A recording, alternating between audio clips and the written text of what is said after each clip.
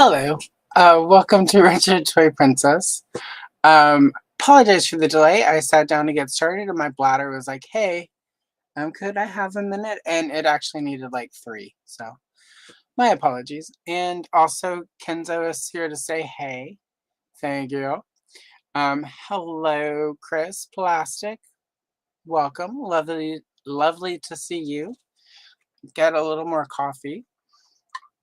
It's been a slow day on purpose. After we do this, I'm gonna go make dinner. So, hello, CJ. I got it that time. I did write it down, so that's the key. And Mint with Card, lovely to see you. Thank you. Thank you, everyone. So yeah, originally I was gonna work on whips today, i.e. works in progress from previous streams. And then I'm like, wait, it is Valentine's Day, so let's do something a little in the theme. So I grabbed some Barbie pages that I have printed out. I had filmed it, but have not yet run it. I have a flip through of the Barbie book this is from. And it's from 1983, and it's just a book full of Barbie and Ken doing dates. So I grabbed some of the printed pages. So I thought this one would be fun, and if I finish it, then this one will be fun as well. And if we do move to this one, I probably won't finish it in 2 hours. But on Sunday, we're gonna do the whips. So I'll finish this Lord of the Rings page. And then the Supergirl page that I started way back when Chris Plastic was on the live stream, back in August. I got this far and have not finished it, and I'm really happy with where it is. Like, I'm really happy with the skin tone and the hair, so I want to finish it. So we'll do that on Sunday. And then if I do start this one, I'll finish this on Sunday as well. If not, if this one just doesn't get done at all, I'll start on the Supergirl page. So anyway, so that's the plan for the weekend, channel-wise. And then tomorrow, and another reason to do some Barbie stuff is tomorrow, I have one of my toy booklets. It's one of the first ones I've done using an old Barbie fashion booklet from to show all the Barbie fashions you could buy. So that drops tomorrow. So synergy.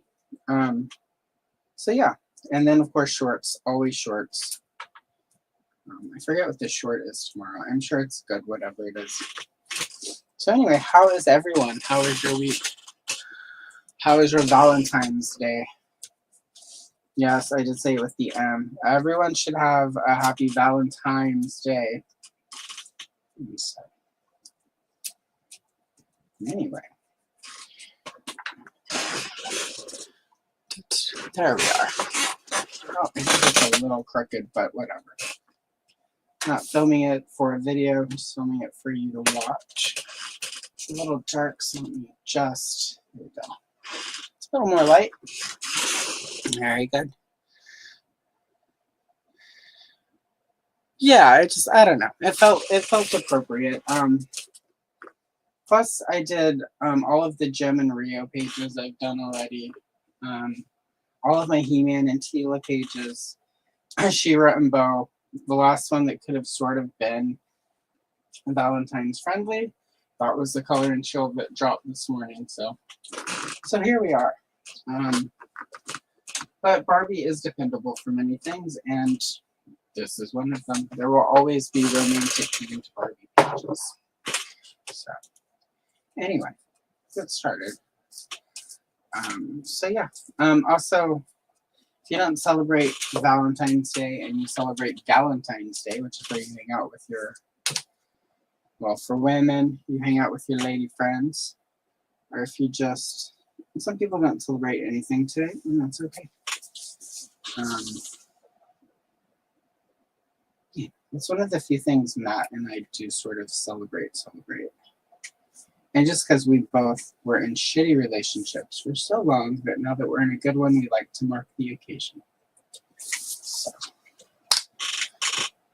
I'm going to make a very lazy spaghetti carbonara for dinner. I got some nice Italian bread to bake up. We're going to do a tomato pesto with. And then I'm just going to lazily, I bought a bunch of pre-made Italian seasoned meatballs. I'm just going to cover them in red sauce and bake them until they're cooked and cover it with cheese. And then I'm going to make Rice Krispie treats for dessert. Because that's what I've been wanting for 2 or 3 weeks now. So not anything too fancy, but a nice little spread. And I'm going to make enough so I don't have to cook again for like 3 days. And so that way I can film and color and watch TV and stuff. It's the secret. Quick enough that you don't have to cook for like a week.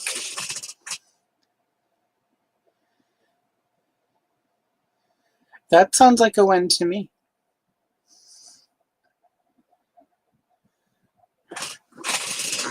I can't tell if it's, I mean, like, they didn't often sell socks for Ken back in the day, so technically probably, yeah.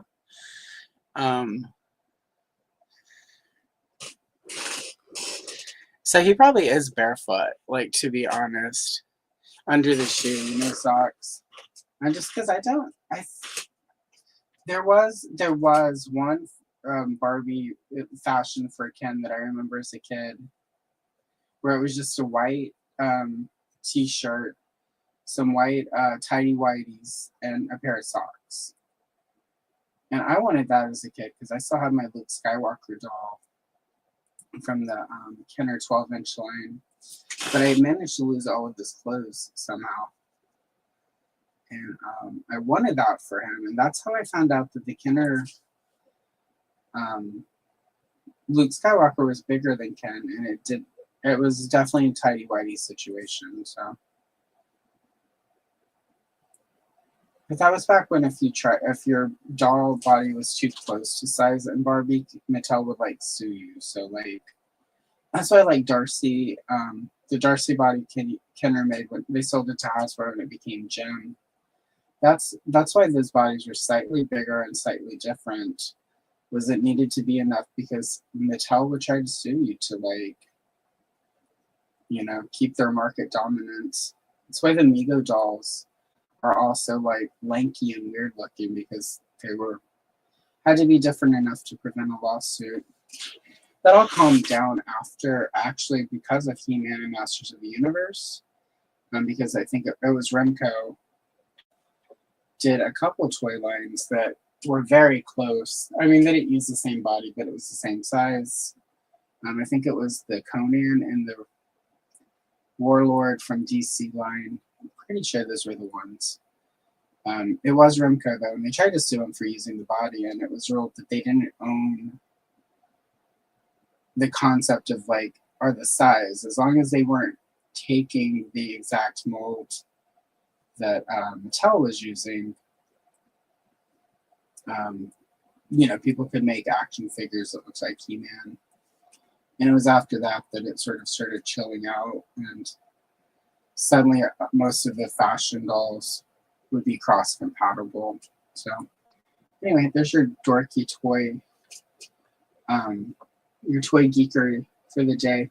It's Barbie, but also He-Man and Star Wars and all of it. It's all kind of mixed up. So, but yeah.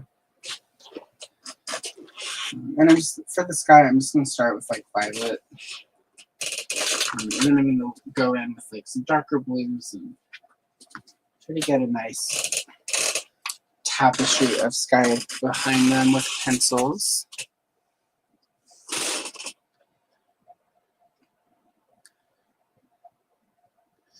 Yeah, that's true. Yeah. Socks can definitely do that, especially as you get older. I got a really nice pair of slippers to wear around the house. And then had to get insoles for them because of the way they're made, the inside was slightly uncomfortable because they're the fancier ones that have like a hard sole, so that if you need to go outside to check the mail or just walk out there and scream at the kids to get the hell off your lawn, you know, you've got actual bottoms to the shoe. And I ended up putting an insole because something about the actual insole of these slippers was not quite doing it. And I'm going to tell you, nothing makes you feel older than putting insoles into a pair of house slippers. Because you spent so much on the house slippers so you could have a good pair to wear around the house all the time. Because I'm going to tell you, in my 20s and 30s, spending more than 10, 15 bucks on a pair of house slippers would not have happened. It's like, that's a lot of money. And now it's just like, oh yeah, I'll spend that kind of money on some slippers. The way your priorities change. And if I had worn more sensible shoes in my 20s and 30s, I would probably not need the slippers as much. So there you go. It all comes full circle.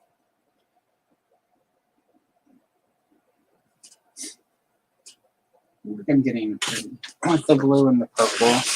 Like the night sky is coming out pretty well. Oh my gosh, that's a really good price. Yeah, that's a thing too. There, especially because I spend so much time at the desk sitting down for work and then for other things. The way, like, some days, like, my feet will just swell up a little bit, and then I have to take. That's part of why the slippers happen. Was sometimes when the feet swell, you're just like, ugh, I don't want to be barefoot. It's cold. So I think that's part of it. During the summer, I don't mind it cold.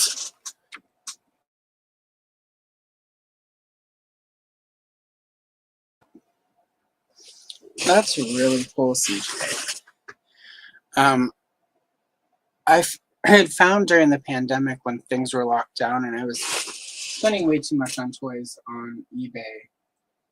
I had found a really cool warlord, but he was missing all of that. And then I found somebody who did replacement parts. And the warlord himself was in good shape. He was missing the cape and the helmet with, like the wing stuff. And to get the figure and then the repo and everything, it was almost 80 bucks. And you're just like, that's a lot for, when I'm having to put it together. So I passed. And I kind of wish I had just gone ahead because at the time that was right when Masters of the Universe Origins had just come out, and it was around the time they had announced that Sunman was going to be joining. So at that point, I was like, well, they're going to bring in these other lines. I bet eventually,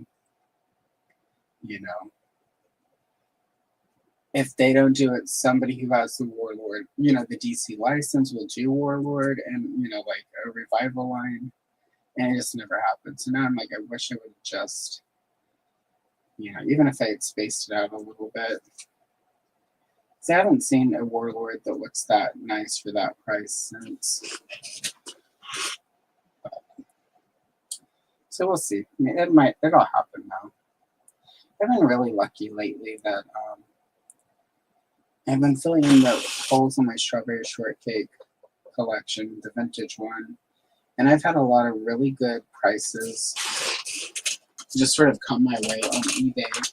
So yeah, and there was a time where it was all just so overpriced for what it was. I mean, like, spend a lot of money, you can find, mint and silk box, but I got a budget, and I've been finding a lot of it within budget, lower than what I would even budget for. So it's been nice lately, especially as we finish the remodel, and I'll soon be able to set out my collection to know that for Strawberry Shortcake, I'll be able to actually have sort of the ideal collection I always dreamed about as a kid when I finally get to set it up. And sometimes wonder lately if that's part of what we humans do sort of as we get old and the end of life is closer. It's like, let's just rebuild everything so that we have happy childhood stuff around us when the end comes, which is kind of depressing, I know, but it kind of makes me feel better about spending too much on all these old toys, to be honest. So, be with that what you will. Hello, Ray. There we go. I'll get it eventually. Lovely to see you. I hope you're having a good day. It is, Valentine's Day is something Canadians do as well, right?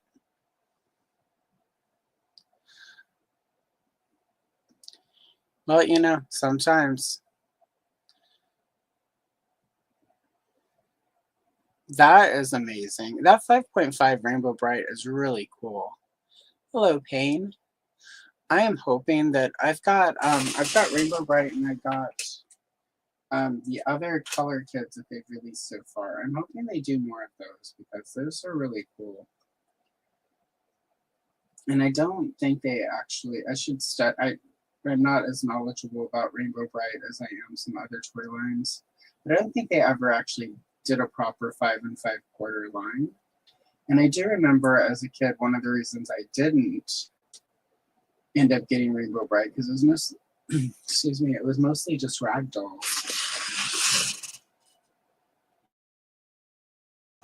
And by the time that was happening, I was definitely out of sort of the ragdoll phase. It was all about action figures and sort of the action dolls. So if they had done sort of Strawberry Shortcake scale for Rainbow Bright back then, I would have bought a lot of Rainbow Brights. I think I had like notebooks and I had a coloring book, obviously. I had like a barrette. Like I had a little barrette with Rainbow Bright that I would wear too much. But I didn't have any of the actual toys because it was mostly just, I mean, there may have been more, it just maybe never made it to our area, but it was a lot of rag dolls. So, yeah, so, I mean, the only rag dolls I had Raggedy Ann and Andy and one of the Strawberry Shortcake from like 1981-ish. So not the big weird vinyl-headed one with the actual rag doll. So, but hopefully that Rainbow Bright line is doing well enough that the loyal subjects will give us more of the color kids. All right, there we go. Got a pretty decent night sky going. So yeah, I don't think I need to add any more color into it. These are obviously not very actual star, like what stars would look like. They're just star shaped, but I'm going to do them in yellow and I'll go back once I finish sort of the trees and with the paint pen and put some actual stars and make them look a little better. Let's see.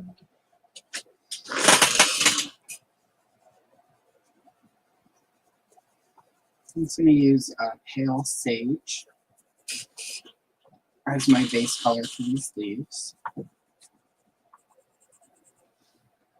And for those of you who have been popping into these streams, the cold that I had forever has finally sort of gone away. I'm at the point though where all of the congestion from it is finally truly breaking up. So if I go mute or what have you, it's probably me saving you from hearing the disgusting sounds of phlegm fraying itself from the depths of old lungs. That would make a good title there for one of those Oprah Book Club books. Fraying the phlegm.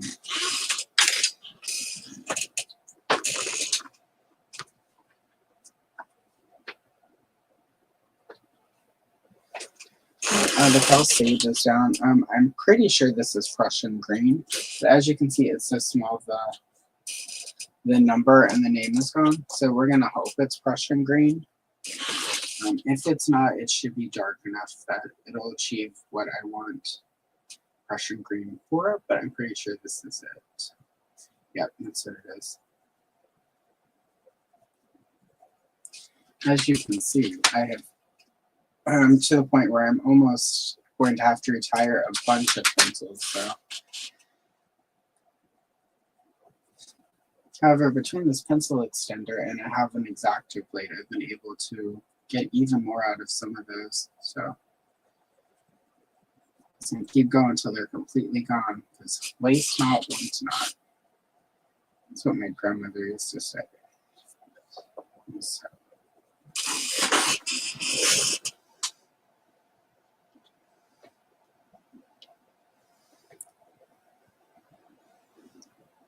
Yep, there we go. Should be an entire fantasy series. I bet Book Talk would love it. I'm gonna tell you, I enjoy parts of TikTok, and I went on Book Talk thinking, oh, I'll get some recommendations of stuff that I would never think to read. And I did, and even though I would have never thought to read it, I'm actually kind of glad I wouldn't, because a lot of it's just like there are a lot of people still ripping off the Hunger Games, but making it smuttier. And while I don't, in theory, I don't, books are books. Like, put what you want in them, and I myself like a good spicy book from time to time, but it just seems weird that they're all kind of just rip-offs of like the Hunger Games, and then you read the description, they're like, oh, it's if you enjoyed this book and that book. So some of them I don't even really realize they're ripping off the Hunger Games. So because it's so far removed, and the book that they're drawing inspiration from was inspired by the Hunger Games, but they don't sort of know that. So and some of them are just really badly written. There's a lot of I'm all for the idea that like you can self-publish books, and like there's some good stuff that the publishers aren't going to pick up because it's not necessarily marketable the way they want to market books, right? I think a lot of minority voices probably pay the biggest price for sort of that mentality of like, oh, it's harder to market, especially with stuff happening right now. It's probably a lot harder to market it. So, self-publishing is not necessarily sort of the horrible thing that it, like 20 years ago, like some really badly written stuff was what you would get with self-published. But now there's some really good stuff that's self-published. That's not even a barometer anymore. But a lot of the stuff I was getting recommended on Book Talk was just really badly written. Like, I know you're self-publishing, but still, like, it doesn't cost that much to hire a copyright editor to go through and make sure that you don't have really bad typos. Or I read something where it was their thing, it's like THEIR, but it was supposed to be they are. And like, I'm not one of those people who make fun of people who do that on the internet, like on Twitter or whatever, because you're typing it. Sometimes autocorrect will throw you under the bus. Or in my case, the one time I typed to somebody in a message, oh, autocorrect threw me under the bus, and autocorrect changed it to autocorrect threw me under the bussy, which is not somewhere you want to be. And it was to a client, so that's definitely not. It was very much a bad time for that autocorrect typo, but whatever. That's a different story altogether. But I just, for self-publishing, like, pay a little money to pay somebody to read your book and make sure everything is spelled right and you've got the right stuff, because that will kill a story for me. I will forgive you if you've got like a hot take on some social media platform where you're telling somebody off. I'm not going to be like, oh, it's there. If it's a good burn, it's a good burn. So there. But if I'm reading a book that I paid for, I need a little bit of quality. So please pay people. And there are a lot of copy editors who will read your book and do that for really nice pricing. So price isn't even necessarily a barrier. So that's just, if any of you watching this or on the replay or live are going to write spicy books set in a dystopian future or romantasy land, fork out a little extra cash to get a copy editor. It makes a big difference, especially for fiction. I have a friend who writes memoirs, And every so often something will happen in the memoir, and I'm way more forgiving of that because, that's life. But if I'm reading fiction, nothing will kill the story for me faster than really bad grammar. So, anyway, there's your public service announcement for the self-publishing spicy book people. Well, hey to you too, Kenzo. Did you bring out the olives?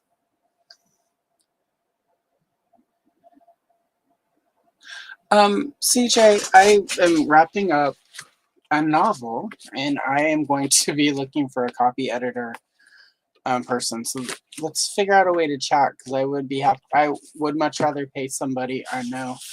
Also, Kenzo, I haven't done it yet, but you recently hit your 1,000 Ks. So at some point over the next week or two, I'm gonna make a short just for you and color this page. So I just have to find time for that and all the other stuff.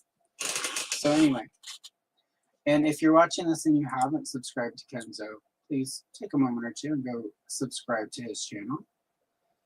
He's going to be joining me on a Sunday morning pretty soon for some coloring.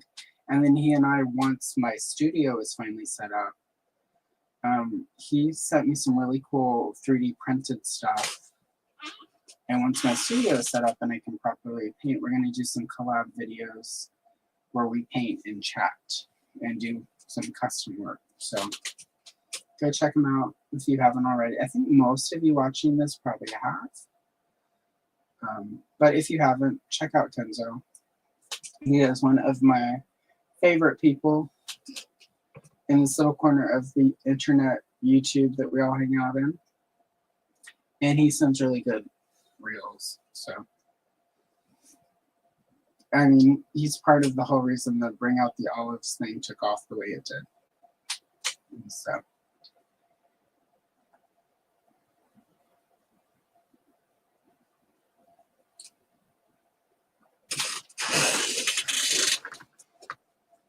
Who's trying to get some different green into the bushes than what I've done to the trees. That way it's not all sort of same. I'm going with a lot darker because this back here also should be darker because this is sort of behind this area they're in and behind this tree. So I'll darken it up a bit with, this is ironically olive green, Kenzo. So there you go.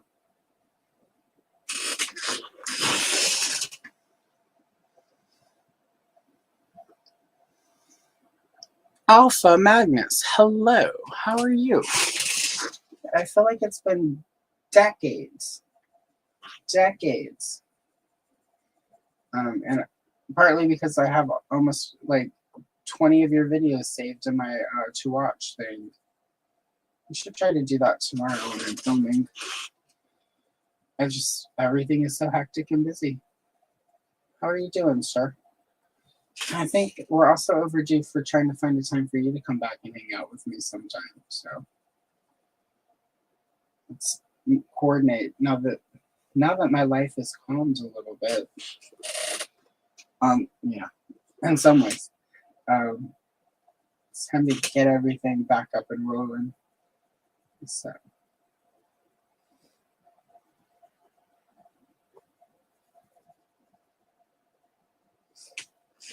Yeah. All right. So I'm pretty happy with how this is coming out, I have to say. I keep wanting to just stop and look at it and think about it, but that's not as interesting to watch. So. Amazing. Yeah, definitely. If you're doing socials right now, I have been using Blue Sky. And I have to say, so far, what I enjoy about Blue Sky is the sort of For You page of it all is literally only people I follow. And if I see somebody that I don't follow on that page, it's because somebody I do follow shared it. So far I'm liking it. It's like how Facebook in the beginning and even Twitter in the beginning, it's like you saw the people you followed. Obviously, as it gets bigger, that will probably change. But right now, I am really loving that on Blue Sky, I see the people I follow. And if it's been, say, a day since I've gone to Blue Sky, when I go and look, I can literally go down my feed and it stops right. I can find the last post I saw and actually catch up. So it's still small enough that it's functional. So I recommend it. Oh, darn, that's not good. Oh, no. Well, here's the deal. To do a proper beef to get clicks, you need a bad rap. So you both need to start writing your raps so that you can have diss tracks. And then that should do it, right?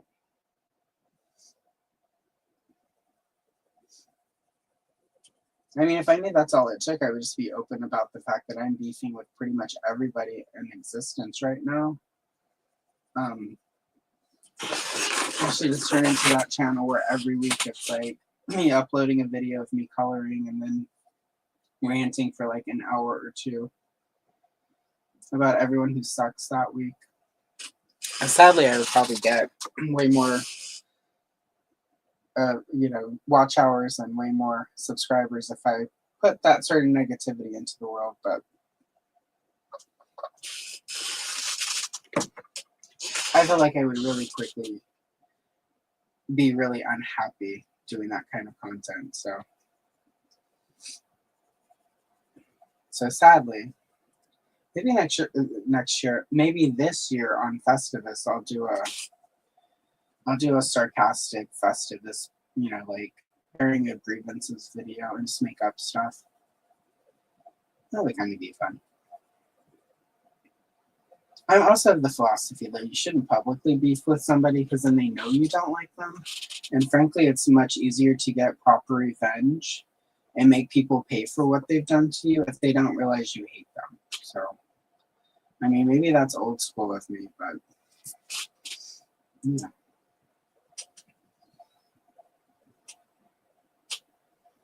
If they don't see it coming, it's going to be far more successful, frankly, is my opinion, but whatever. To each their own. Revenge is a very personal decision everyone must make for themselves.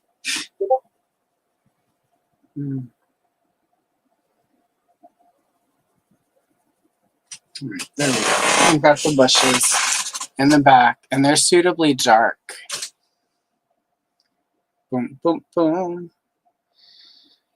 Exactly. That's exactly what I like, Derek, is that it doesn't recommend. There's an entire tab you can go to and click on it, and then it'll recommend people to you, but you actively choose it, and I just like that. Yep.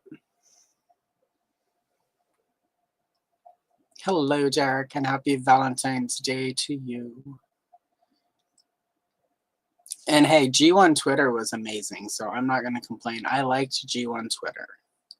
I missed Twitter when it was functioning. Ah, well, there you go. Oh, that's very cool.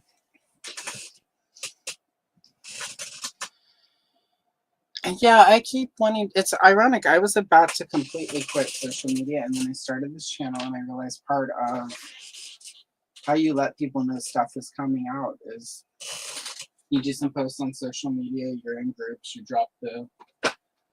drop the post. Also, it's a good way to sort of, I don't.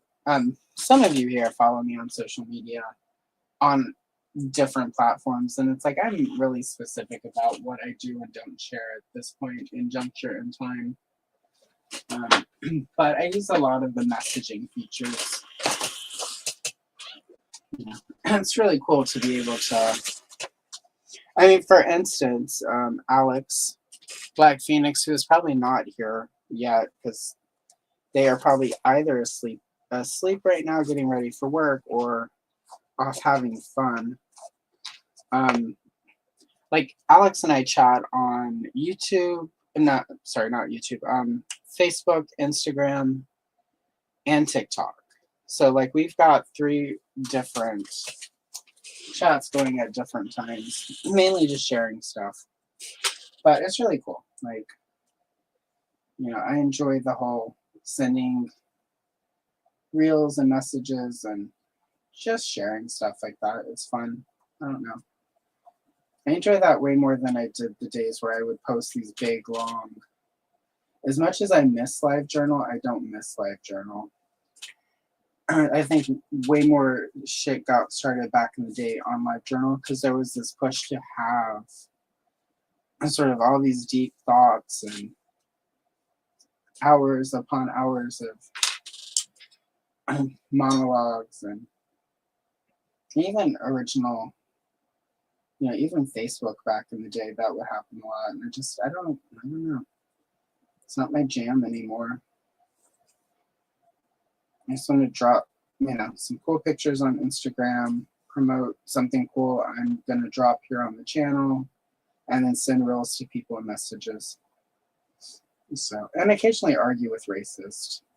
But, we all have our hobbies. So.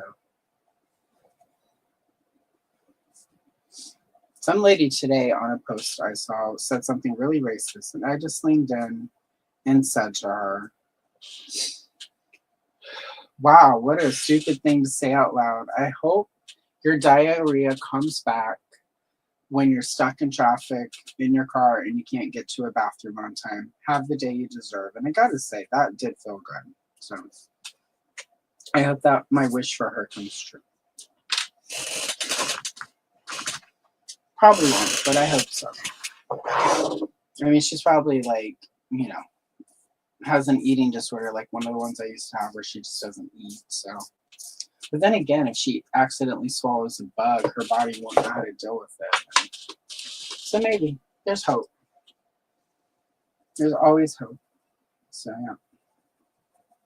yeah, I will miss that whenever I finally do get fed up with social media. Just seeing somebody saying something really gross and stupid, and just kind of being able to drop in and remind them that they're gross and stupid. So.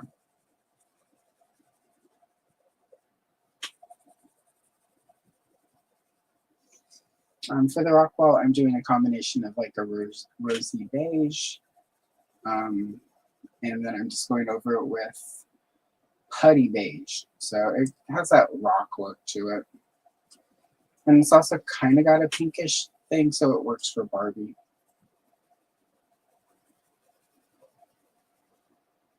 And I'm just going to color over this black bush right here.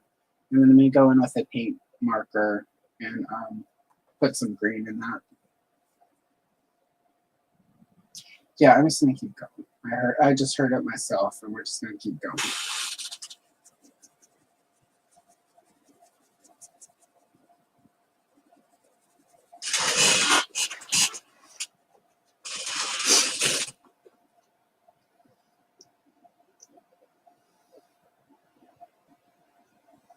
Yeah, that's really helpful. I don't want AI stuff to just have stuff. You're most welcome.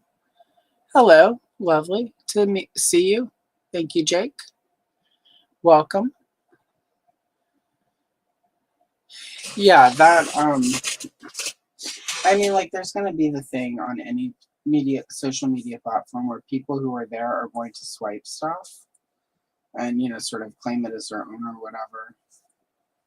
That's just human beings, but this guy isn't, like letting AI just slide in there and take your stuff. So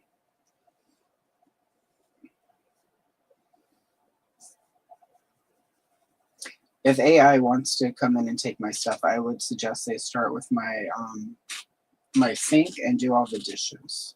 I would be happy for them to take that from me. And also cleaning the bathroom and emptying the litter box. If you could come in and do that, I would have a much softer opinion on AI. But until then,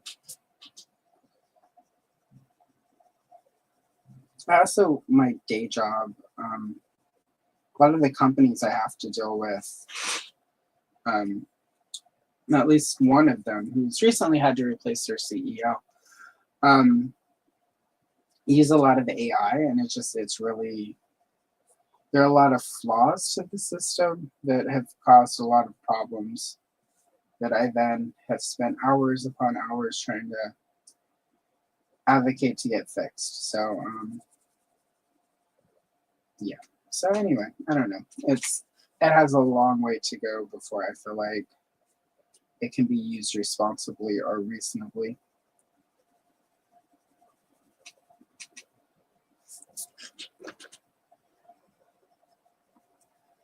I'm going to use the same putty gray for the sidewalk under them.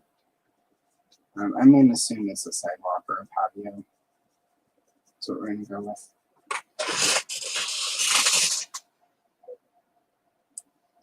Thank you. I'll do my best. There are definitely people who are much better than me, though. So, but I did pretty good.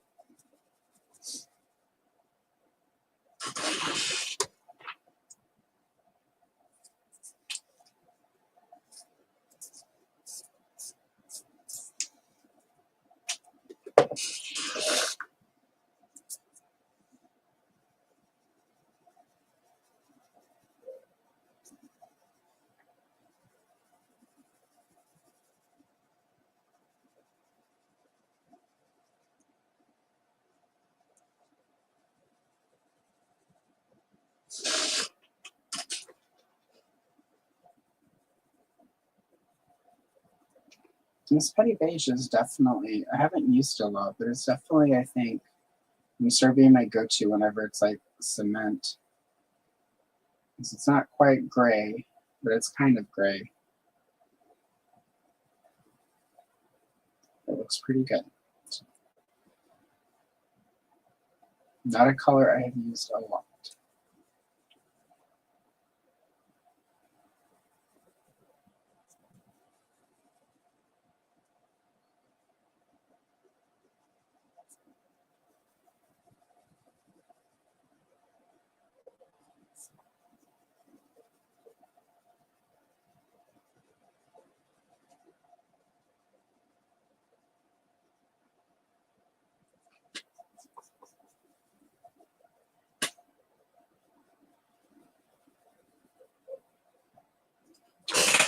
There we go.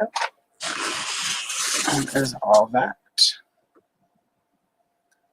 Yeah, I did. I've watched it that a couple of times. I recently rewatched it. I'm gonna say like 2 or 3 weeks ago, because I had not rewatched it since it first came out, and I wanted to see if it. There was a lot of hype when it came out, and there was a lot of sort of excitement around it, and I had a really good time. I went and saw it 3 times at the theater, but I wanted to go back and see if it stood up after, sort of after the hype had worn off, and I actually liked it. Sort of removed from all of the hype and everything, it still worked for me. I thought it was pretty good. The writing on it was a lot better than I had remembered. I think it was just really easy to get caught up in how fun it was to sort of miss some of the writing in it. So I don't know that it's definitely not one of my like top 10 movies, but it was a pretty good movie. So, and I definitely would watch it again. It's actually one that I'm probably gonna buy on actual physical media. I go once a year and make a list of everything I watched that I liked enough to watch more than once, that I will then go out and I'll buy it over the year. So that way, if it's not on a streaming service or you have to pay, like if it's on Netflix and it's one of the times where I've turned off Netflix, I don't want to turn on a month of Netflix just for one movie. So it's the one thing now that everyone has streaming services. I only do one streaming service per month, and then just put them on hold and go join a different one for like a month or 2 and watch everything new. So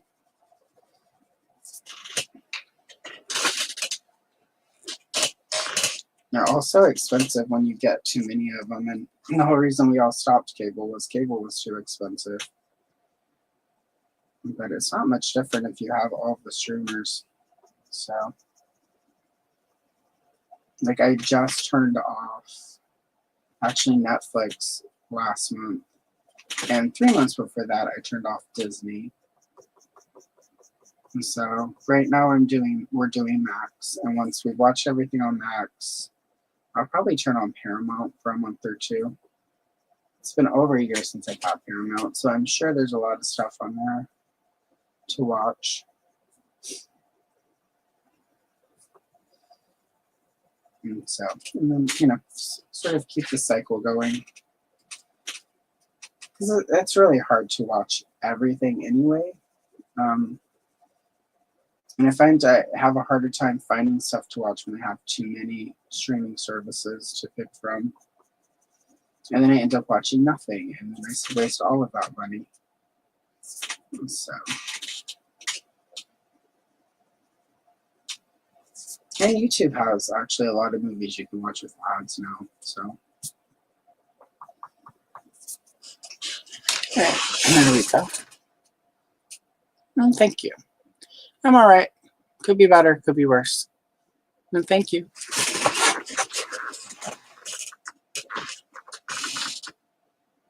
All right, let's see. For the flowers here, I'm going to use chartreuse instead of the pale sage. And again, that'll just help it stand out a little bit. And it'll be different than those. One of the things when I moved to Oregon from the South, one of the first things I realized was there are a lot of different colors of green. In Texas, like, it's green and then it's all brown because the heat kills everything. So in Oregon, it was really cool to see like all the different greens that happen when everything just doesn't. It's like Texas has a couple seasons. It's like it's summer, it's still summer,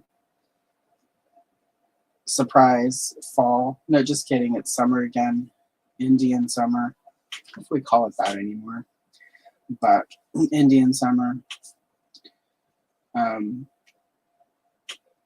Surprise, regular summer is back. Just kidding, it's fall now. And then winter, and then summer some more, and then spring. So when I got up here, it was really cool because there are at least 4 seasons every year. And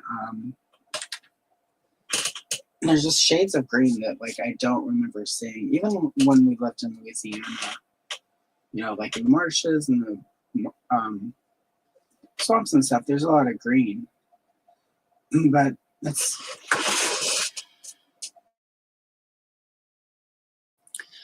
Sorry about that. A little cough there. But even then it was limited in how much green there was. So it's kind of cool. So since then, I always try to not just have one sort of green motif happening. The green in the flower pot's going to be a little bit different than the trees and in the bush. And so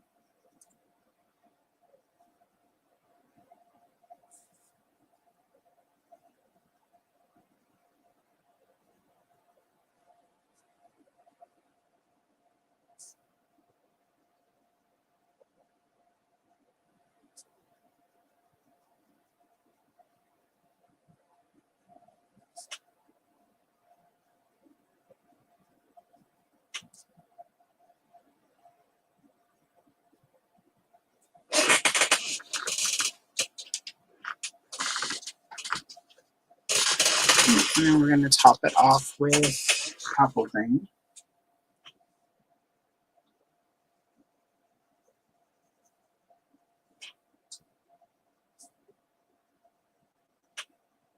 And to just give those leaves, again, sort of a different look than all the others.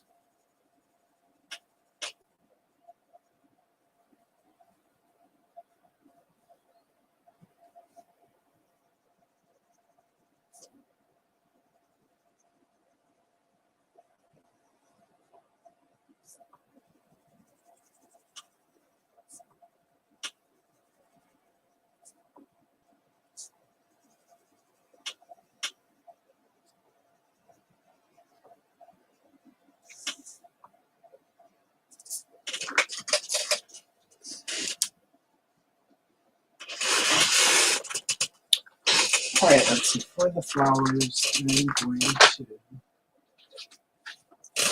going to start with Deco Pink for all of it, but then I'm going to go in and I'm going to do like violets and purples and stuff.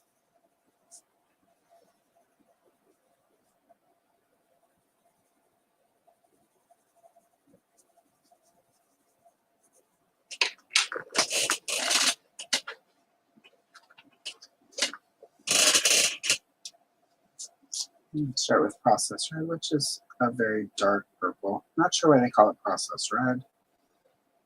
Doesn't quite look red to me, but I'm going to assume when they were naming these, they were out of names.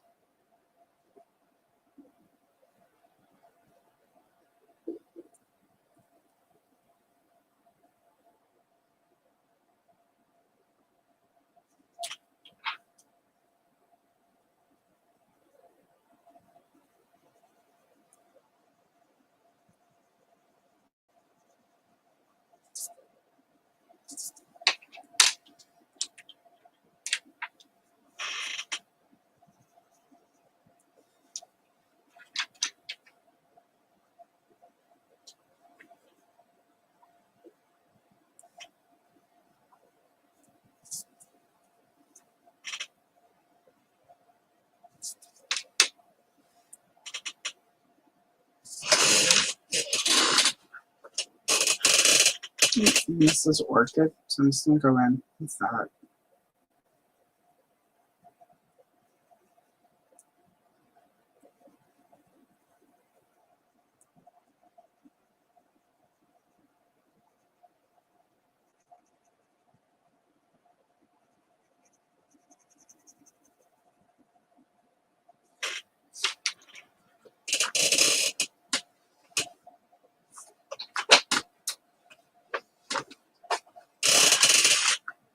And add a little Parma Violet in with the Orchid. I'll darken it out in some places. And again, the goal is just to have all the flowers a little different.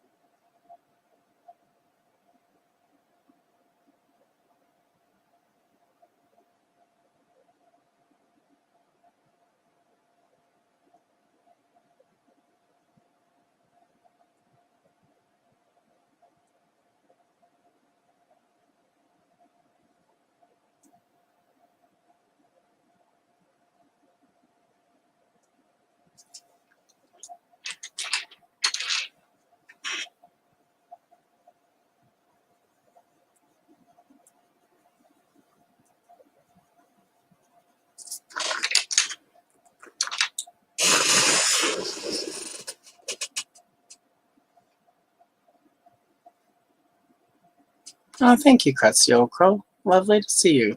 Hope you're doing well. Oh,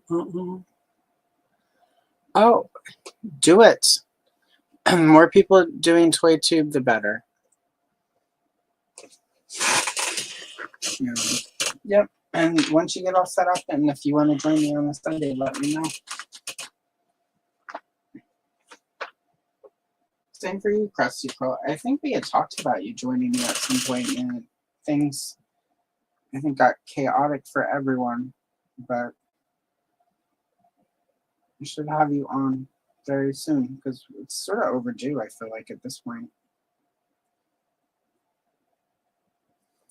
Can you come on and color with us?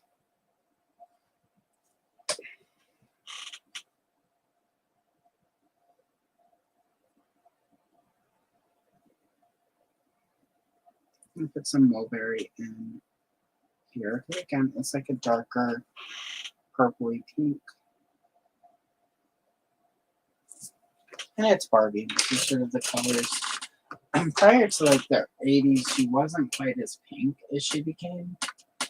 It was around like Superstar Barbie that the pink just sort of really took off. But this is right sort of when that started, so I'm going to sort of try to stay true to that and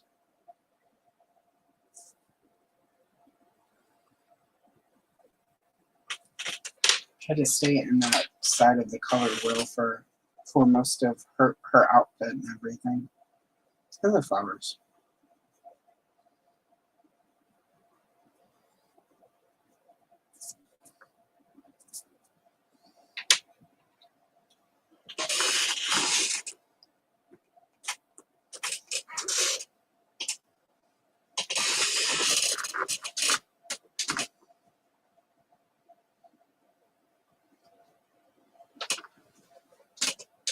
All right, let's see. Here we go. Really, this is dark purple. So we're going to go with the dark purple for one of these, so to really stand out from the rest.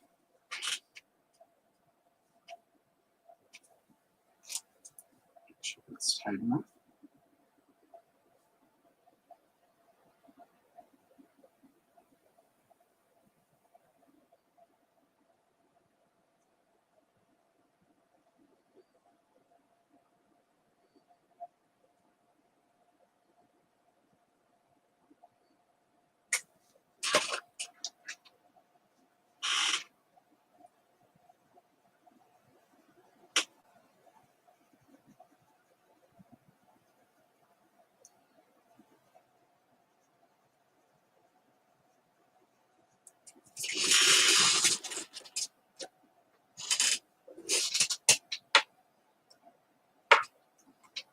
That sounds very good, Chloe. Yep, we'll do it. We'll make it happen.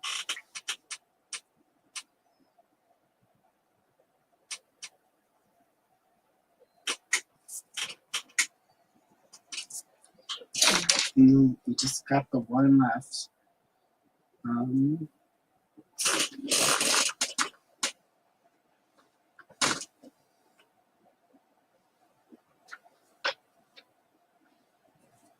Yeah, this one I'm just going to use pink.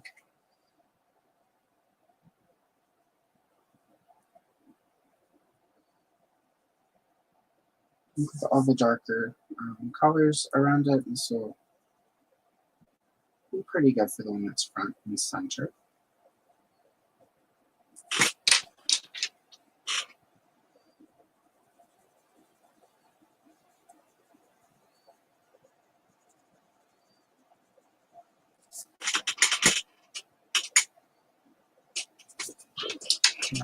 That's all done. So now I'm going to go in with the paint tins really quick before we get to Barbie and Ken.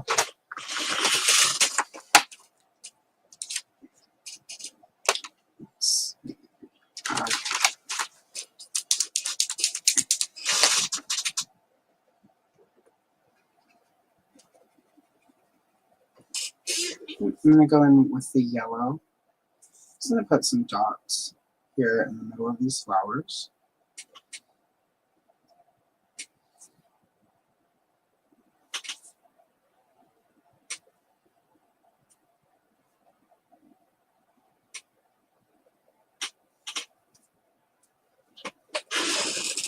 There we go. Now I'm going to go up to the stars and sort of cover those black lines.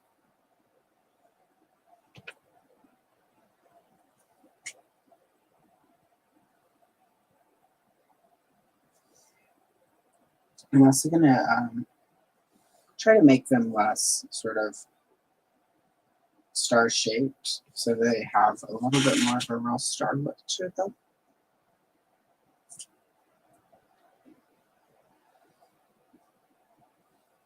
And I'm just going to go in and dot some stars. The yellow is not going to stand out quite as well, but that's okay. Because I'm going to go in with white as well.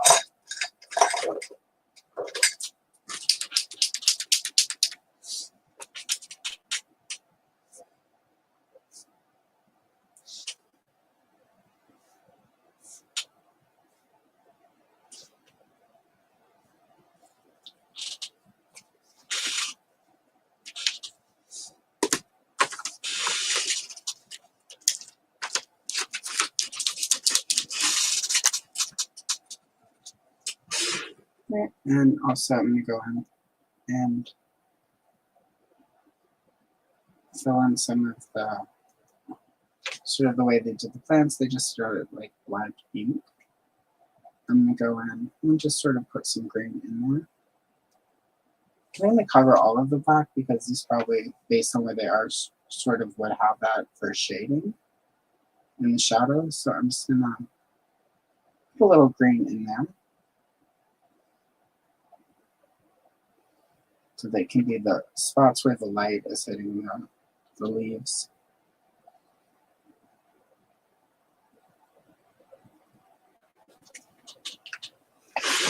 There we go. All right, now we are to Barbie and Ken. And the way this looks like it's supposed to be like wire, as we can see her butt through it. So there is that. I'm going to do the cushion pink, and then I think I'm going to use a light blue for the actual bench itself.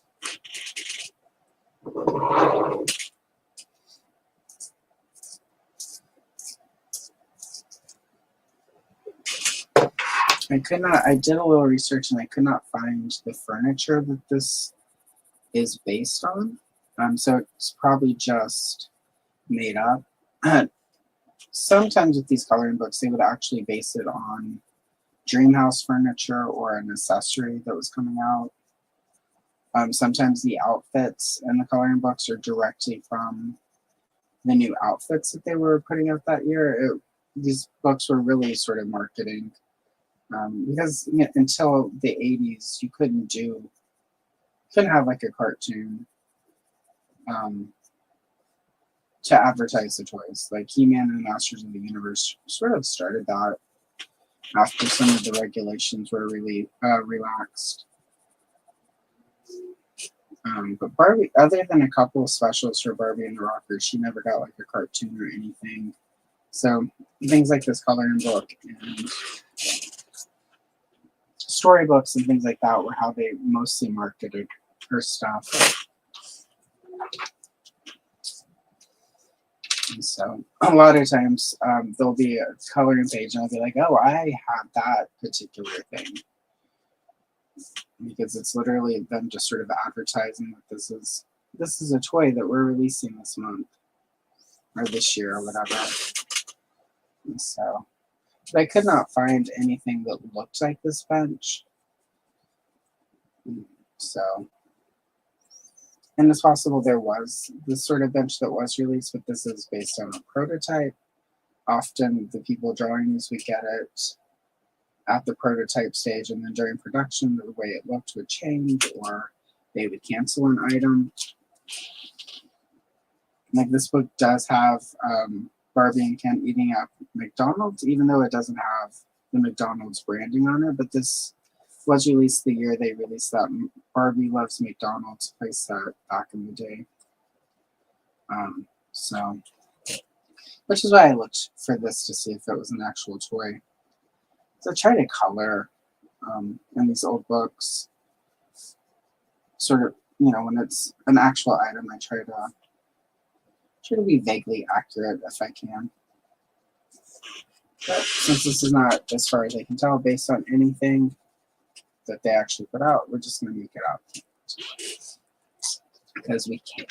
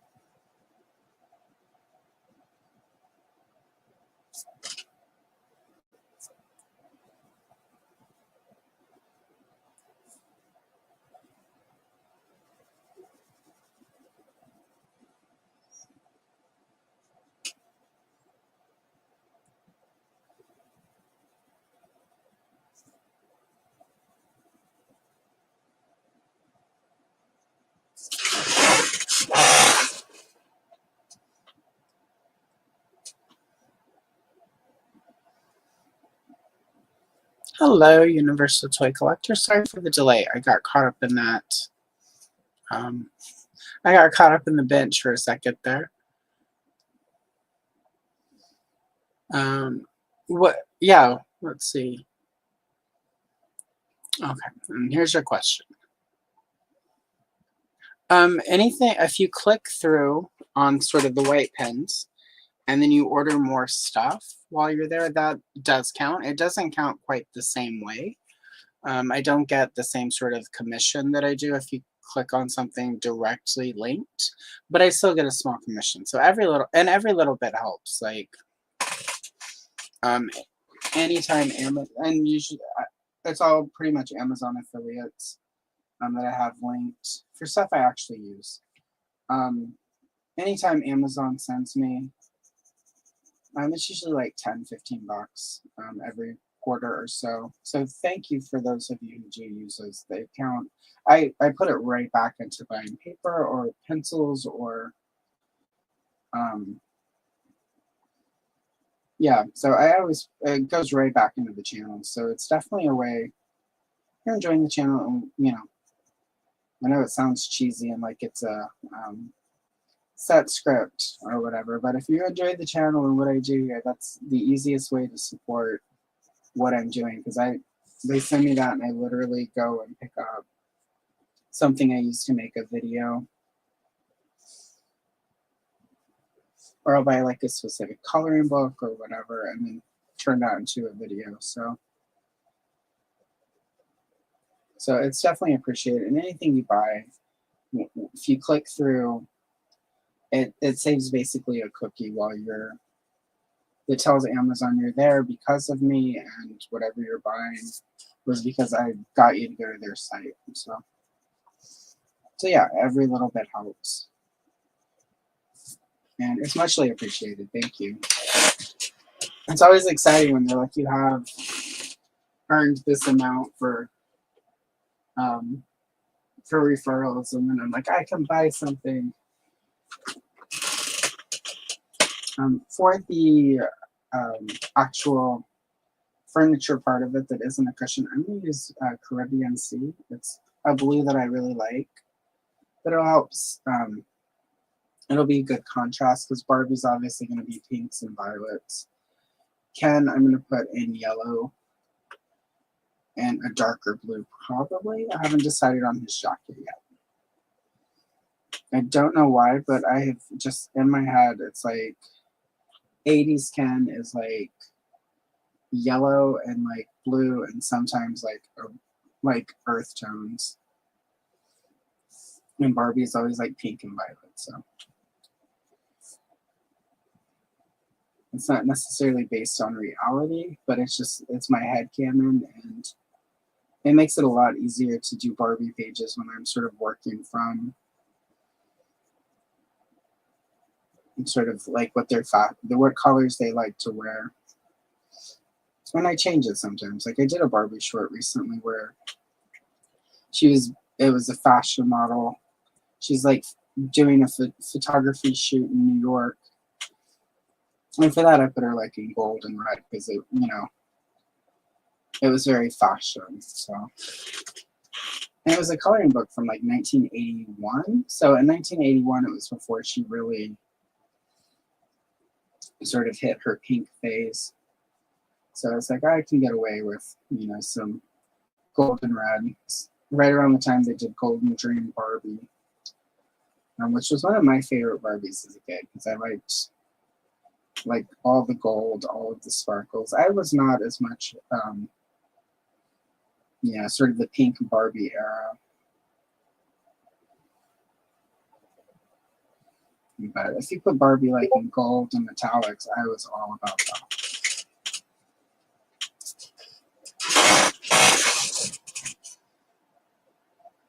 Thank you.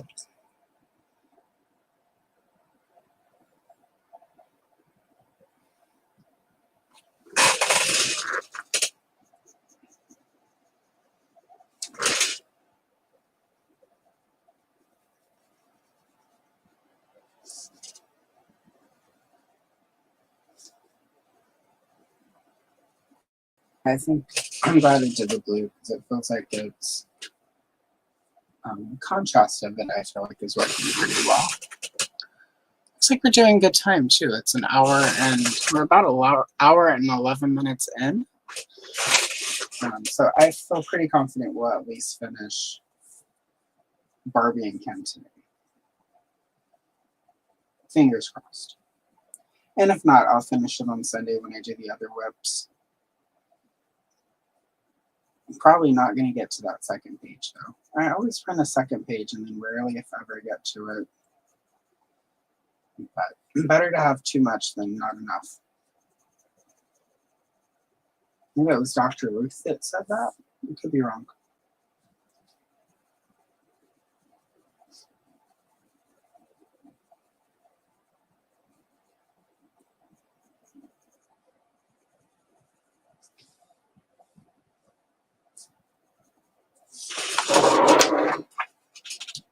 Let's sharpen this one up. I just hit the dull pencil stage.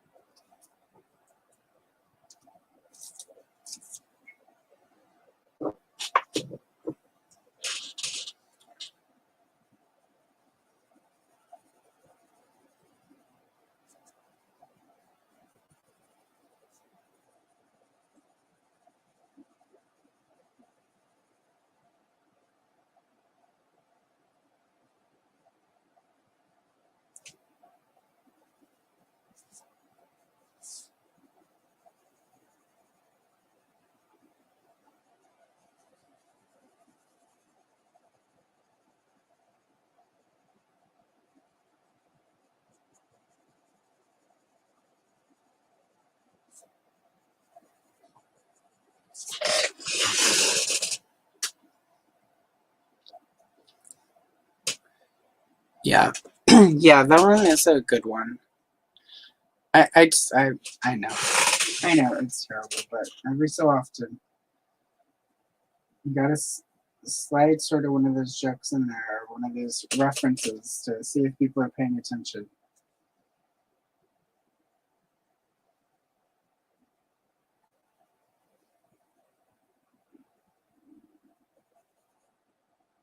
Bob Ross used to do that from time to time, and I always do it on an episode of his I'd be watching, like when I got home from the club, and I probably had too much to drink. And there was one episode, it was probably like 3 or 4, and it's one of those things where it's like I'd had a lot to drink, and probably other things because it was like the early 90s. And I was just sitting there, and it's like, you're tired, you're exhausted, you need to go to bed because you have to get up for your job in like 3 hours.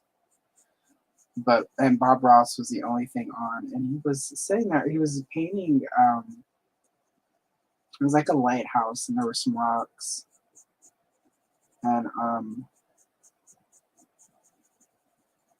he was putting in the waves and all the sea foam.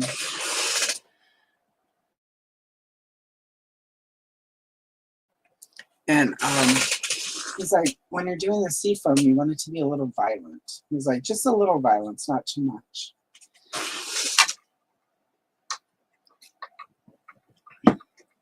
Excuse me, just a second.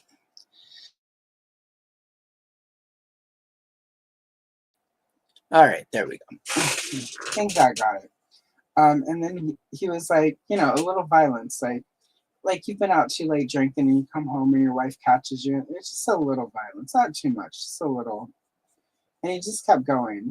There's a little bit of a twinkle in his eye. He turned and looked at the camera when he said it, but it was just, I literally was like, wait, what? Did that just happen? And of course, nobody was there with me. Everyone else had smartly, you know, gone to their rooms and crashed out.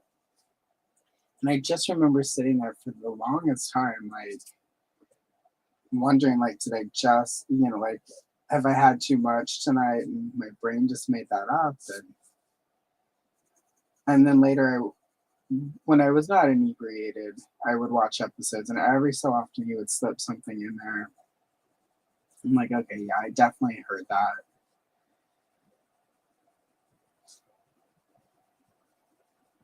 he was really cool. But I really liked his stuff. I've seen some documentaries that have, you know, sort of indicated he wasn't squeaky clean and wholesome, but I think doesn't bother me. Nobody really is.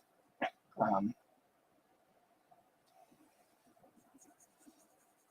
and it's really less surprising whenever, you know, I think about little asides he would do like that. But I have to say, he did a lot for art. A lot of people who, you know, probably would have never tried, never thought like they could do something and watched his show and was like, I can do that.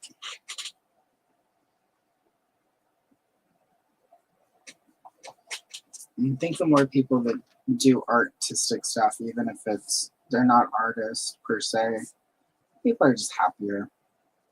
It's good to have a creative outlet, even if you're not doing it to put it on the internet or, you know, put it up in a gallery or make money off of it or whatever, just for yourself. Everybody would be happier if they were doing art and creative stuff.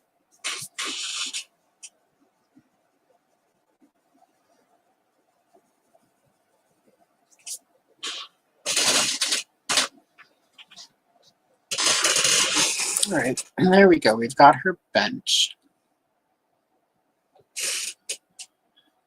Which looks pretty good, I think.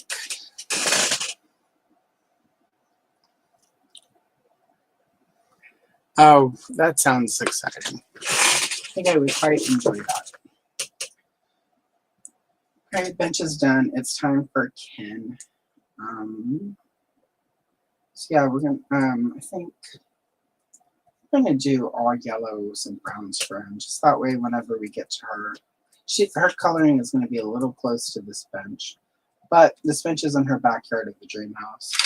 Oh my goodness, though, we almost forgot the tree. So before anything, let's do the tree. And for the tree, we're going to go. We're going to go to the stubby box. I'm going to use one of these stubbies. This is sand. I'm just going to put a layer of sand down from the first layer of the tree. But it felt like I was forgetting something. I was literally forgetting this tree.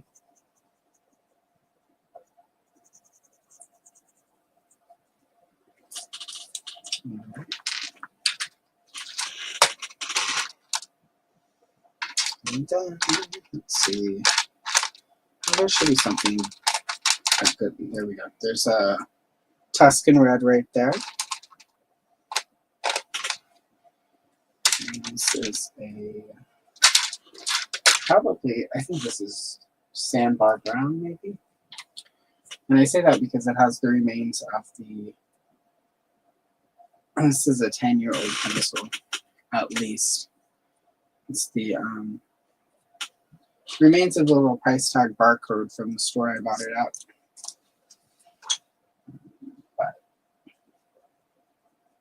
Actually, no, I take that. It's older. It would have been like 2008 when I bought that. So this is pencil is almost 20 years old, and we're finally to this stage.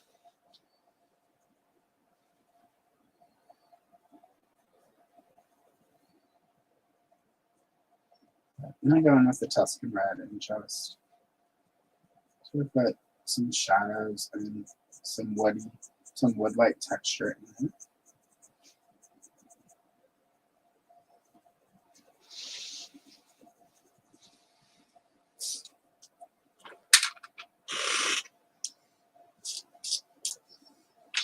And I'll go in with my old brown pencil.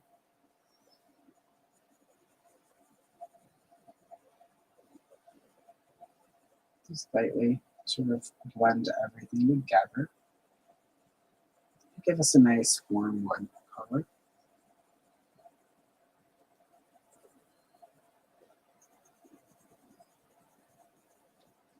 Definitely tell Prismacolor has changed their formula a little bit because these older pencils don't always blend well with the newer ones.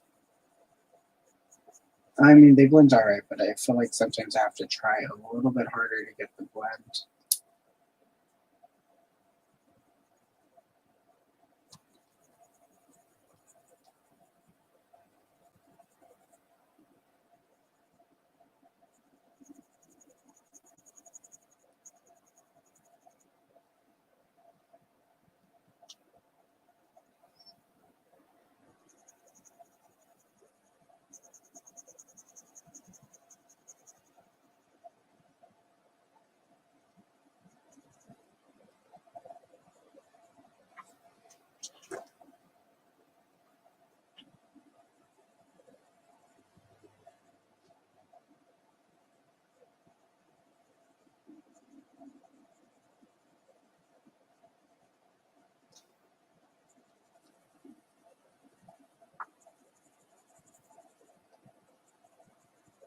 Alright, there we go. Forgotten no more. I'm decided about that. Excellent. There we are. Yep, that works. Hello, Radical Toys. Lovely to see you. It's going very well. How are you? I do have a couple sets. I don't use them a lot. And some of that is because the paper that I tend to print on doesn't, for whatever reason, all the watercolor pencils I have don't play very well with it. So I've got a couple different paper types that I've got specifically to try and play around with the watercolor pencils because I want to start using those more. As much as I love the pencils, I've been feeling the need to sort of experiment and branch out with different stuff. All right. So, all right, for Kim's shirt, we're going to do some aqua, some light aqua for it.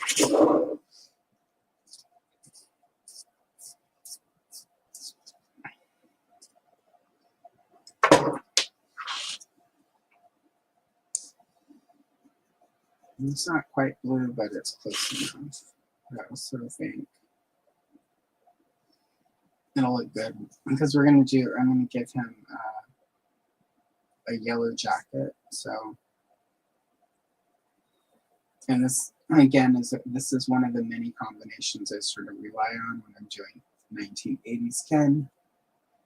Unless it's when he's in his silver lame, when he was one of the rockers. But otherwise, I tend to like putting him in like aqua and yellow and pale blue.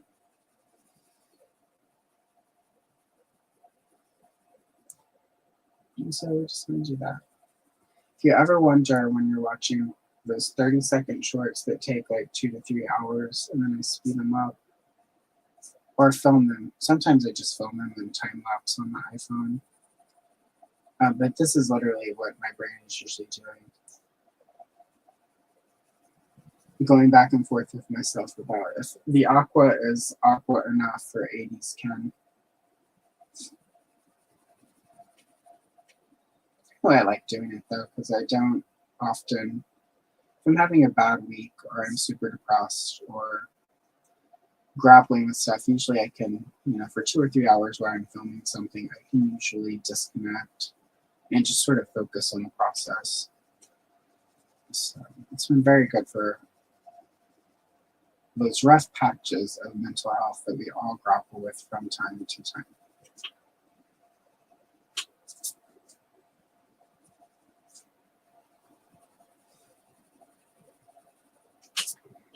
There we go. I'm going to assume the sleeve is from the shirt, so I'm going to go ahead and bring the aqua in.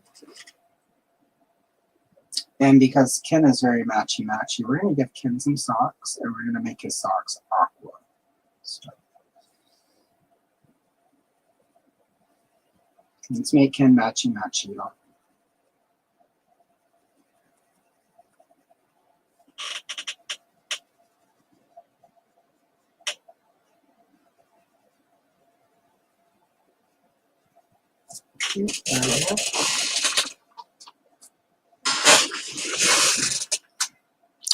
And happy Valentine's Day to you as well. I am definitely wanting, I've tried Copics, and Copics are fairly spendy. I've got a set right now back ordered of the Owuhu. I'm probably mispronouncing that. Markers. They're a Copic competitor, but they're more budget friendly. And I've heard really good things about them. I just, he was probably supposed to be, but the thing about Copic, and I follow a couple of people who Yeah, and I'm on Patreon for a few people who are like comic book artists and have been for a long time, who very much are like Copic is not light fast at all, and it fades pretty quick. So there are like comic book, like things that you and I would consider quintessential comic book art, like covers and stuff that the artists did in Copic, that have faded quite significantly, even when properly stored. You know, you can put it behind special glass stored outside of the light. The artists that sort of did this, and it's behind their Patreon paywall, so I can't just say, oh, go look this up. But they had stuff that they have like in a file that's in the dark, properly stored away, that still faded pretty significantly. So at that point, I was like, well, I'm just going to, rather than investing a lot of money in Copic, I'll get sort of the more budget-friendly set and use those, because if the, you know, light fast, there's sort of a lot of talk. Like light fast, Prismacolor are pretty light fast as far as colored pencils go, as long as it's not direct light. Most of these I put in a plastic sleeve and store in a Trapper Keeper. So they're pretty good. And I'm also not necessarily selling these. So it's a big difference when it's a commission work. But for me, I was just like, I'm not going to spend, you know, getting a set of Copics, you know, or building a set can be pretty expensive. And I was like, I'd rather get something budget friendly, you know, that doesn't fade significantly, like even within the first year. Because I do like to, you know, like all the completed pages I have, I do like to take my Trapper Keeper that I store them in, many Trapper Keepers, so it's not like just one, but I like to take them sometimes and open them and look back at what I completed. I also can see my progress, how I've improved, where I still need to improve. You know, I'll see things that I did that I thought were really clever and aren't, and don't sort of look good with the distance and the time of, you know, a year or two.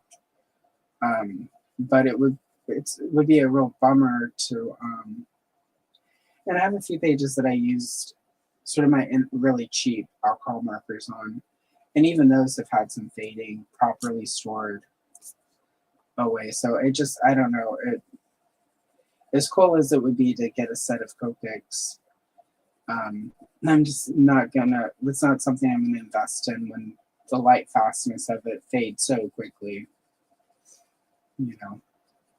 So, and not to say, like, if you want to try them, definitely, like, you know, there are people who love them, who swear by them, and who are okay with, you know, the fade of it all. It's just for myself, and if I were going to do commissioned art, I would like it to last more than like a year or two. You know, and be as bright and vibrant as possible. And I you know, for me, the stuff I've done with Prismacolor is still pretty nice and pretty vibrant, even a year or 2, 3 years later. So, and that stuff I did on, you know, 10, 15 years ago. For a while, I tried to make money as an artist. Did not quite succeed, but I was doing commissioned art. And those pieces that I'm still able to sort of see and visually look at when I go to somebody's house who bought something from me, they still look pretty good. And they were all sort of Prismacolor. So the 2 or 3, and for those I only use like Tombow water, yeah, and those aren't alcohol markers. Those have faded in the places I used them. Not quite so bad, but also didn't cost, you know, like to build out a proper set of Copic can be close to $1,000. So it's just such an investment that I'm not adverse to saving up, and over time, or else I wouldn't have the vintage toy collection I do, or all of the pencil sets I do. But I need the, if I'm going to spend that kind of money, I want it to be worth the money. So anyway, that's a long way to go. Sorry. Yeah, and it's funny, like you'll see a lot of people who are really just about it, and there's sort of the on the one hand, if you like them and you feel like you do your best work with them, then definitely do them. You're just gonna want to, if it's art that you're making and you want to enjoy, you're going to have to understand that your original piece is not going to last, and you're going to want to look into scanning, you're taking photographs of it. Sort of preserving that art is a different step than like with this. I'm going to scan it, put it in a plastic sleeve, and then store it. And that's pretty much all I have to. And sometimes, like, don't get me wrong, sometimes there are days where I'm like, ah, that's so much work. And that's because I'm old and lazy. But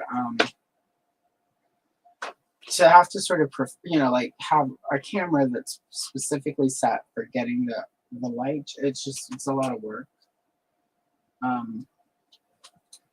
But I mean, again, like if you're getting sort of those steps, then it's going to be a different experience for you. So definitely, like, sort of take that into consideration. But at the end of the day, when you're making art, what makes you most happy, and what are you going to enjoy the most while you're making it? And if that is like having a really nice set of Copics and doing all of your art with that, you just want to be aware of how it works so you can take the proper precaution to, sort of archive your piece. And so, anyway, that's enough about that. Sorry. Usually I talk toys, so Allison has big opinions on many things. Which, if you follow me on some of the other social platforms, you might see. So anyway, heads up. If you follow me on different platforms and don't like my politics, I apologize. But that's why I don't talk that stuff here. But I have a lot of opinions on a lot of stuff. So and it's okay if you don't like my politics. But again, that's not. YouTube is about art and toys.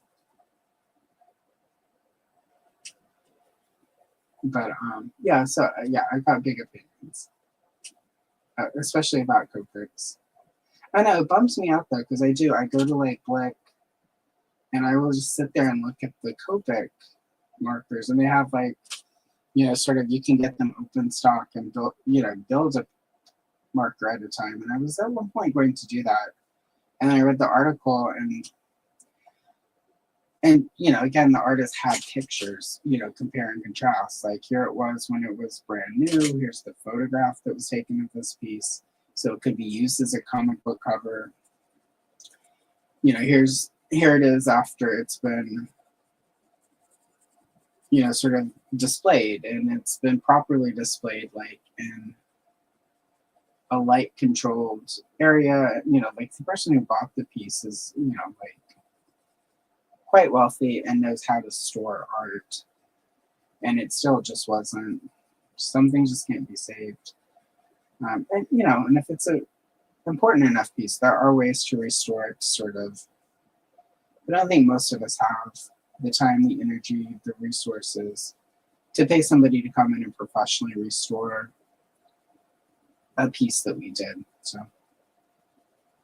or you do, and it turns into like that lady who fixed that painting of Jesus in Europe, and he looked like a weird monkey. So that picture still makes me laugh to this day, though. So, all right, we're gonna do his. We're gonna actually give him some brown shoes.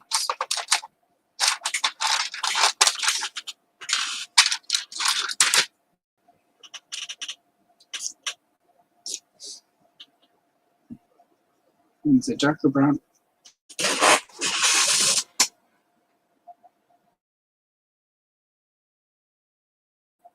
Gonna use the darker brown on the shoes. Yeah, exactly. Right, I know. Surprise.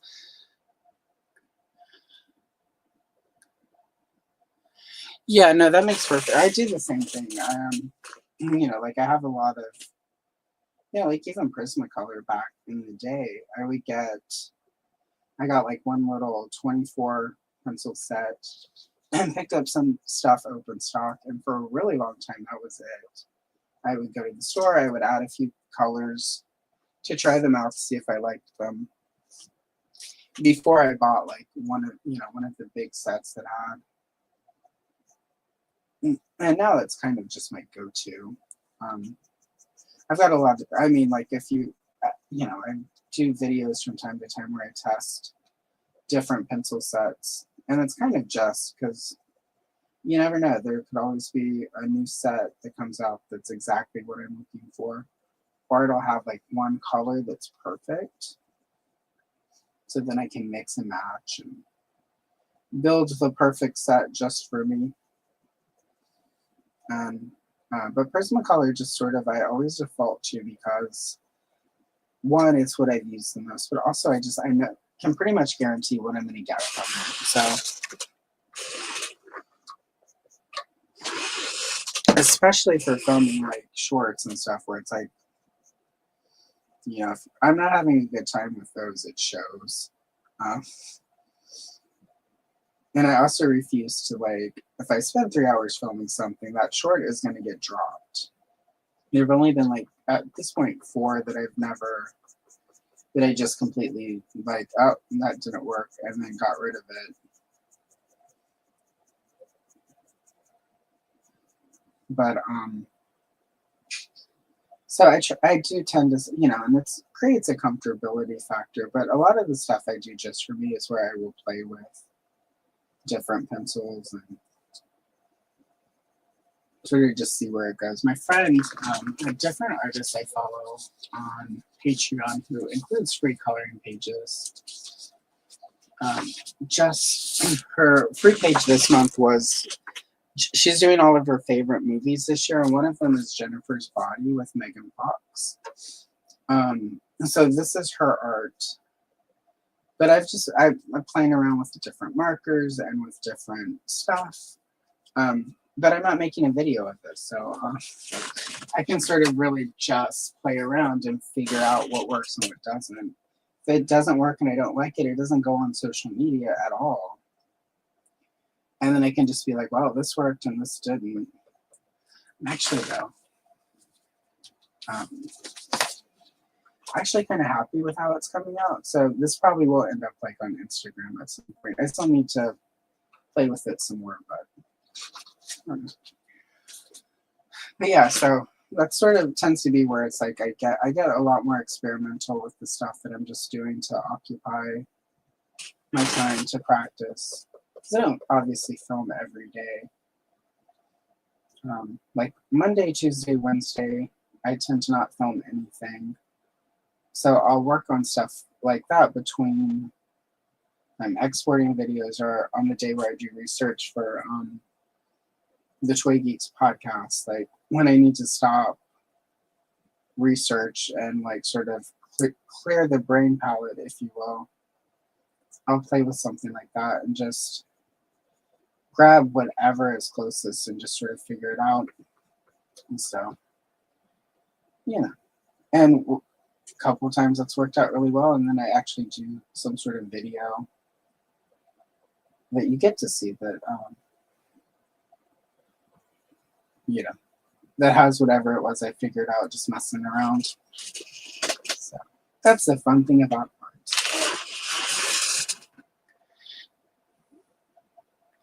Yeah, no, definitely try it. Just keep in mind, if you really like what you do, there is the light, fast side of it. You're gonna have to figure out, if you want to keep it long term, how to preserve it so that it doesn't fade and fade fast.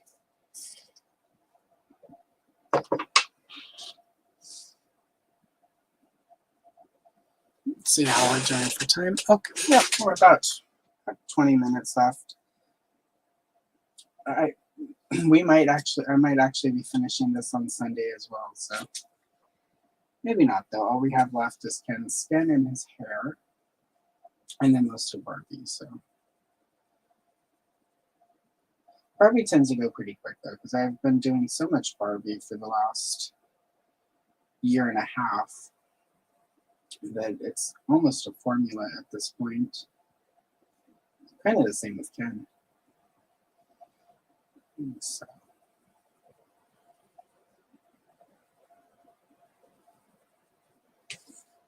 I have a couple, I don't own the originals, but like Retro Reprints, which is one of the places where I get prints of older books. When I don't want to, because I don't want physical copy. I mean, I'm going to print it out, so I'm going to have a physical copy, but I don't need like the full book. Or sometimes stuff will just be too expensive and to find it complete and unused. Or you'll find it complete and their pages colored, so that takes time to clean it up. They're just easier to buy. But he had 2 different books on his site from like the 60s that I bought. And those are going to be fun. I've done one page from one of them. I did her in 80. I did the Barbie there in sort of pink. Which again, in the 60s, she wasn't quite so pink. But it's going to be fun sort of when I take a little time to do some pages from those to sort of do sort of 60s looks for Barbie and Ken instead of all the 80s and 90s. So I'm looking forward to that. Sort of break me out of the Barbie rut that kind of feels like I've been in for a little bit lately.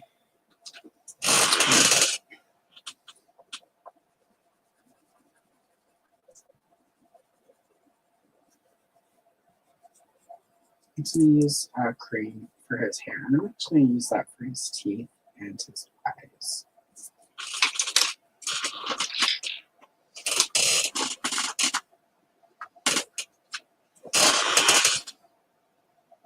Put some True Glue in the eye.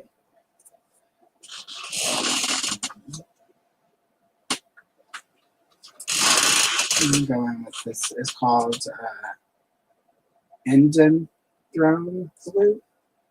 I guess that's how you say it. Choose that to sort of darken the glue a little bit in his eyes. And we'll come back to those.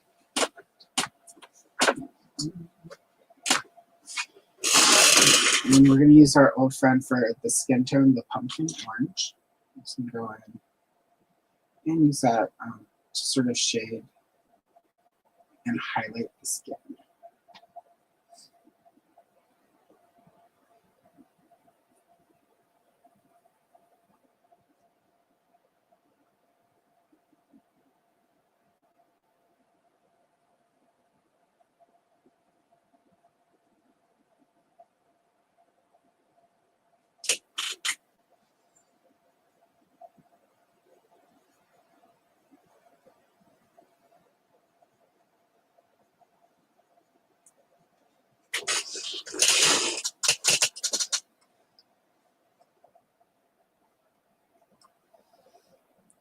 Thank you. Yeah, that was my hope. I think that's part of why I sort of have picked this color scheme, because no matter what Barbie's in, these are not colors I'm going to typically put her in, so whatever it is, she's going to stand out. And then because I try to go either sort of pink, depending on what, where they are, or sort of with the greens and browns if they're outdoors. The yellow and the aqua, sort of that colors, those colors tend to pop against the rest of it. So I think that's part of subconsciously why I was like, this is really sort of really the colors to go with for Ken, because he'll always sort of stand out and not fade in. Because as we learned from the movie, Ken feels unseen. So pick a color scheme so Ken can be seen and appreciated.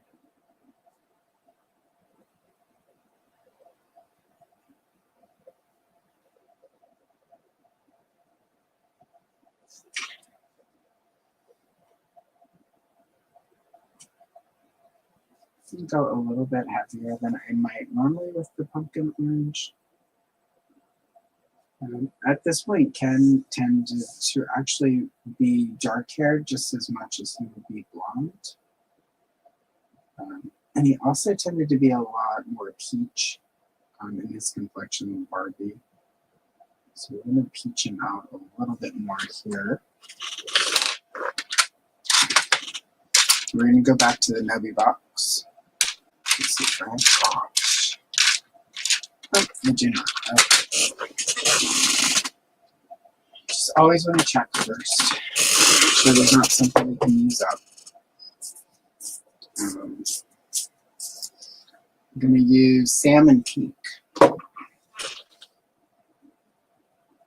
It's very peachy and very much Ken in the 80s, in my humble opinion.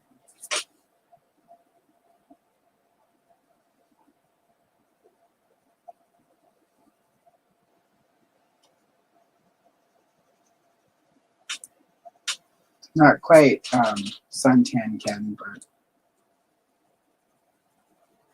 close.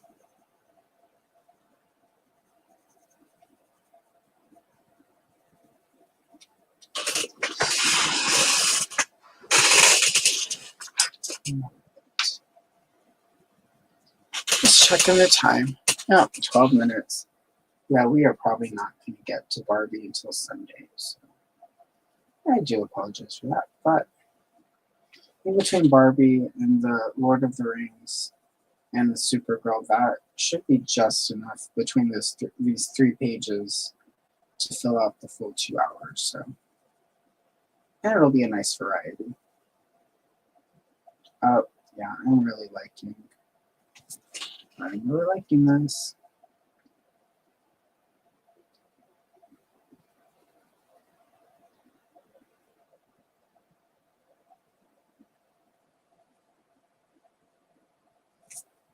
Here we go. I think that was pretty good.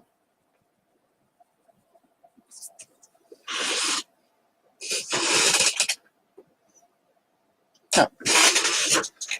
All right, and now for hair.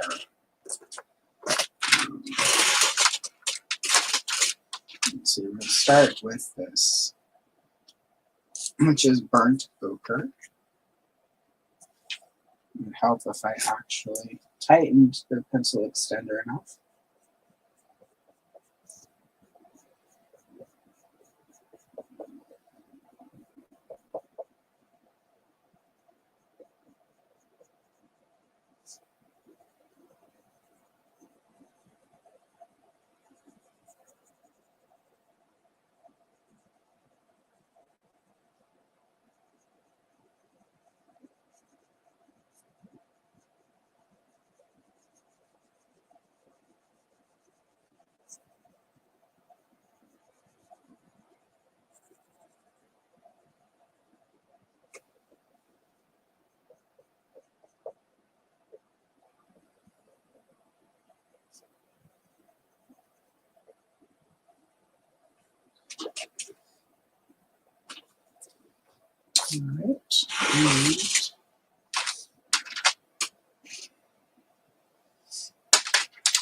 All right, and yellow ochre.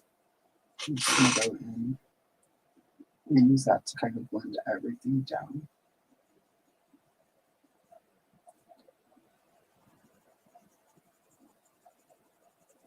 You should get us pretty close to sort of that sort of honey brown that Ken often had at this stage in his life. It's a little bit more blonde, but close enough. It's still different enough from the color we'll do for Barbie's hair that they won't look like brother and sister, even though technically Barbie and Ken are in fact brother and sister. If you did not know, Barbie is based on Ruth Handler's daughter, Barbara, and Ken is based on their son, Ken. So you gotta wonder how that messed with their heads growing up. I mean, Barbara was, I think, probably 12, 13, I think, when they developed Barbie. I think Ken was younger.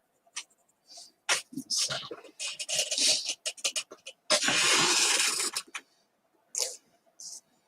there we go. And let's see, some darker brown. There we go. And this is another old one from the Nubby drawer.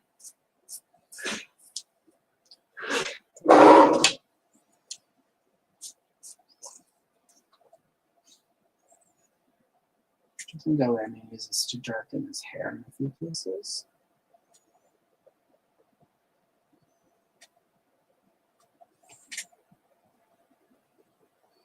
Not everywhere and not a lot, just enough here and there.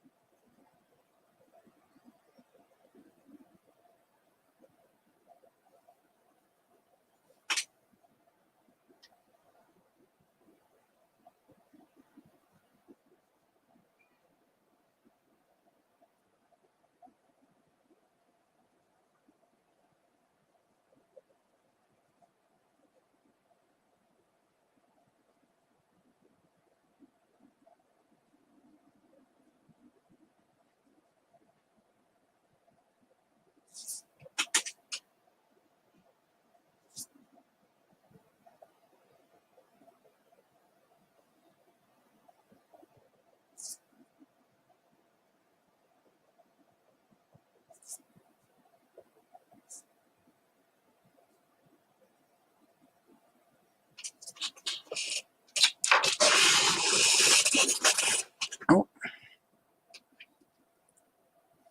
Hello, Cobb. Lovely to see you. All right. His hair looks pretty good. His eyes, though, still look a little dead and flat, so let's go fix that.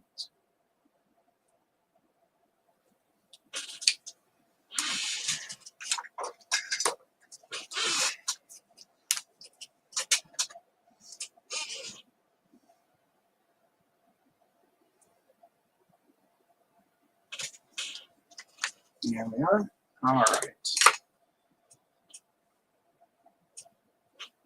Looks pretty good. His teeth, though. His teeth look a little too fake, so I'm going to go in just with a little bit of pink right at the top.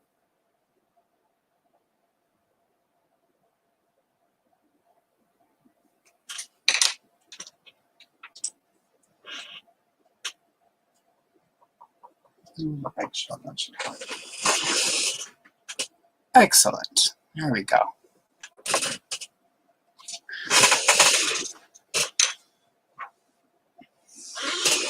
All right.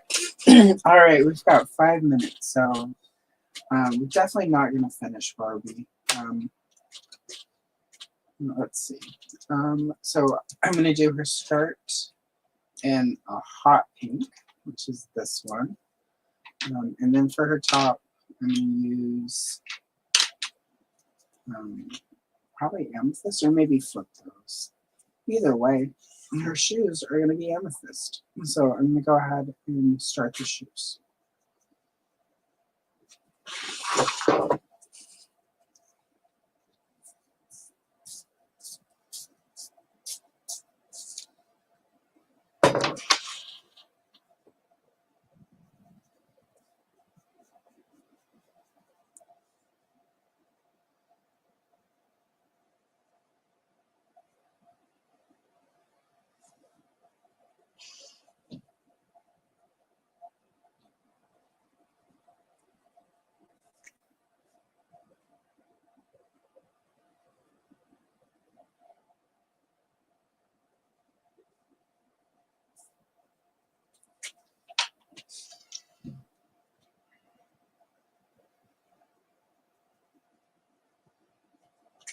And then a little orchid.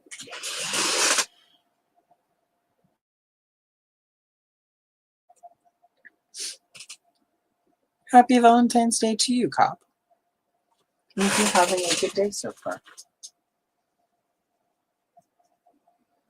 It is that time of year.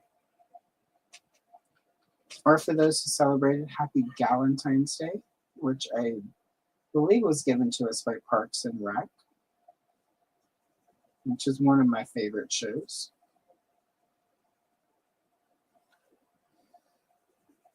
The concept of getting together with all of your girlfriends, well, friends who are girls, on Valentine's Day and celebrating each other. I think that's a really cool idea. I did that a few times before I was in a relationship, or in a good relationship. Let me rephrase that.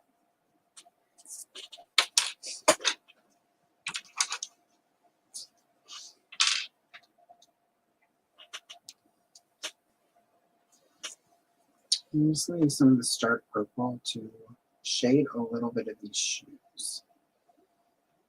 But also, even when I didn't do that, even when I was single, Valentine's Day is a great day to just go hang out with friends. I think it's been co-opted a little bit to focus on romantic love, whereas, if you love your friends, go hang out with your friends and celebrate the type of love that only friends can have for each other.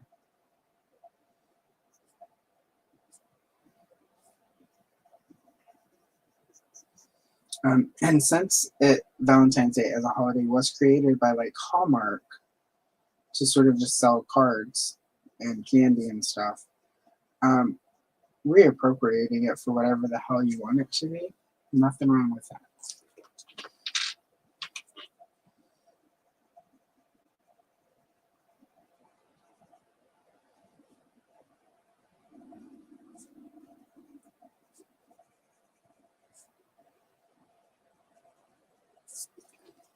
All right. Let's see. It is 2 minutes till, so we finished the shoes, and that's what I'm gonna stop with the shoes today. No worries, Mint with Card. Fully understandable. And because today is Friday, and I'm not gonna look at this again until Sunday, I'm going to have this little card so I can remember what the plan was for the dress.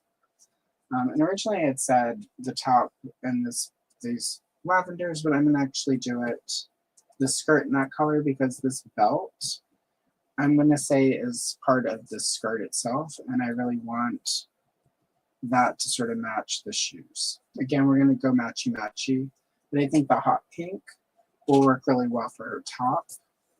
And that will help when we do her blonde hair. That'll make it pop a lot more. So I'm just going to write down really quick.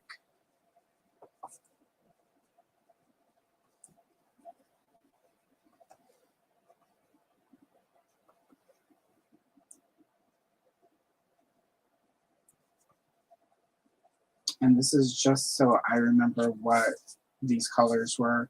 And I have lavender orchid because orchid basically replaced the lavender pencil, and I still have a lavender or two in my set, and sometimes that way if I reach for that one, I'll just go with that one. And then hot pink. If I use hot pink for the top, I'll want to use the processed red for the shading. So I'm going to put that down too. That way, when it's time to get back to this, I can just look at that and remember this is something I do. You don't see it in shorts, but if I take a break, because 3 to 5 hours of filming, sometimes you take a break. That's what I'll do, so I remember when I get back. So, all right. So I'm going to go ahead and wrap this up today. Thank you, everyone, for hanging out and listening to me babble for 2 hours. Muchly appreciated. And let's see. Again, tomorrow there is the toy booklet tomorrow is going to be Barbie 1976 fashions. Short tomorrow. Let's look it up really quick. Tomorrow is going to be a Supergirl short from the movie. And then Sunday I'll be here live and we're doing whips, which will be this Barbie page. And just to remind everyone, finishing this Supergirl page that I started with Chris Plastic, and this Lord of the Ring page of Galgio that we started like 2 weeks ago on Friday. So so Sunday is going to be all about the dresses. So fashion. And on that note, thank you again, everyone, for hanging out. I appreciate you. Have a lovely Valentine's Day in whatever capacity you celebrate. And I would say something cheesy like, don't forget, I love you, but I don't. I care about you and I enjoy your existence on this planet, but I don't love you. That would be weird. Anyway, thank you so much. I appreciate you.